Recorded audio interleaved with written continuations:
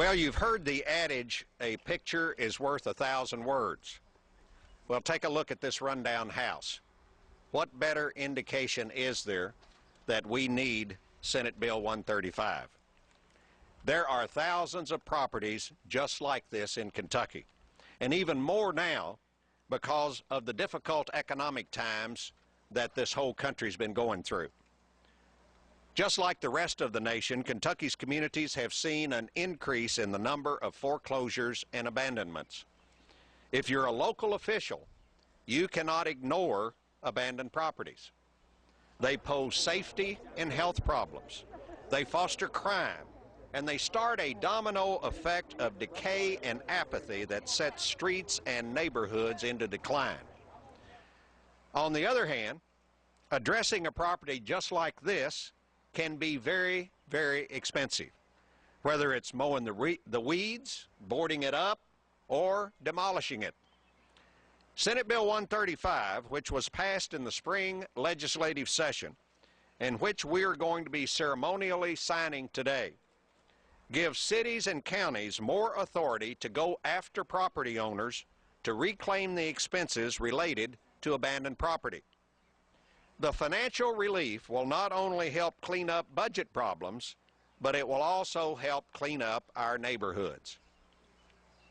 Mayor Greg Fischer is going to speak firsthand in just a moment about the impact of this bill on Louisville and surrounding communities.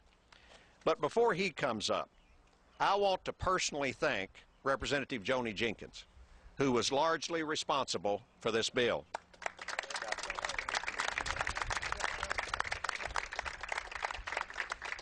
Her push to help places like Louisville address the problem of abandoned properties was spelled out in House Bill 47, and those provisions were folded into Senate Bill 135. Now, Senate Bill 135 was sponsored by Senator Jack Westwood, and that bill strengthens the code enforcement process for local governments by making a number of changes, including creating the position of hearing officer and requiring training as such. So I also want to thank Senator Westwood, and I want to thank all of the legislators who are here for joining with Joni and others in creating this tool that will help our local officials get our neighborhoods back under control. I want to next ask your mayor, Greg Fischer, to come up. Mayor?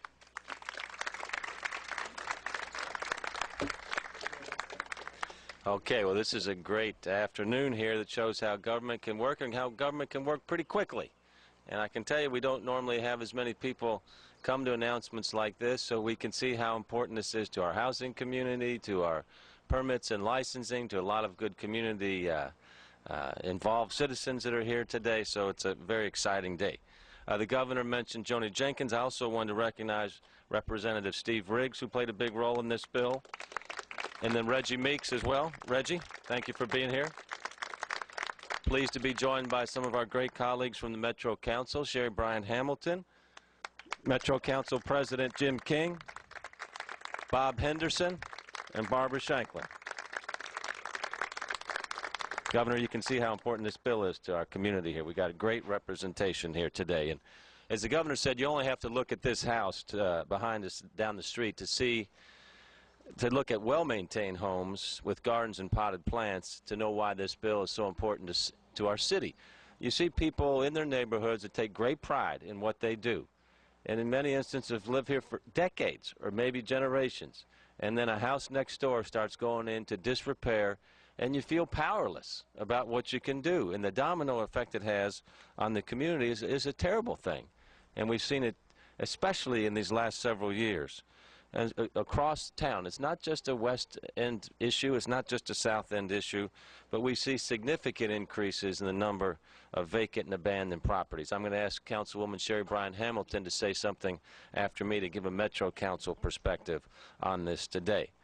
This was probably one of the top issues during my campaign for mayor, which was about a year-and-a-half campaign as I went around the community, not only visually could you see the problem, but when you talk to folks about what their ideas were for improving their neighborhoods and how we could address it. Time and time again it would come up. We have got to be able to move in a more aggressive fashion against deadbeat landlords who are more concerned about themselves than the neighborhoods. And we just had to address that.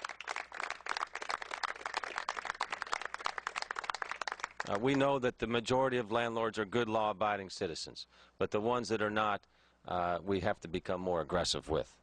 These homes become eyesores for us. They're threats to public safety. They become magnets for crime. You drive down the street, you see no copper spray painted across the side of a building or front door. You say, you know, what have we come to when we see issues like this? And the devaluation of adjoining properties is just not fair for law-abiding citizens. Now, we as Metro government have struggled to keep these properties boarded and mowed. We understand that. We simply don't have the resources or people to maintain properties which we don't even own. And that's why the bill signing today is so significant. It's going to help us recoup some of our costs when the house is sold, and we're going to be able to move more aggressively on keeping these properties in good shape. The numbers don't lie. Since 2003, we, when I say we, us, as the citizens of Louisville, have spent $9.3 million to preserve private property, but we have only recouped a measly $794,000. Okay, so 10 to 1 is what we get, is what we've been spending when we get back. So at a time when every dollar is important, you can quickly see how vacant homes are a drain not on just the neighborhood, but on our taxpayers' money as well. City inspectors have been to this house behind us right here at least 20 times. 20 times. The first time being in August of 2003. It's been repeatedly cited for boarding, cutting, cleaning, you name it, we've done it here. Multiple neighbors have complained about broken doors, broken windows, and more than $6,000 in fines and fees are owned on this property. Fees that we hope to reclaim under this bill once the property is sold either at foreclosure or to a new owner. Getting this bill passed took a lot of people working together. A lot of people working together. As I mentioned, this was the number 1, number 2 issue during my campaign. So in October, before the election, we approached the county attorney's office, Pat Mulvihill. I think Pat is here today. This is Pat right over here, who was with the county attorney's office at the time.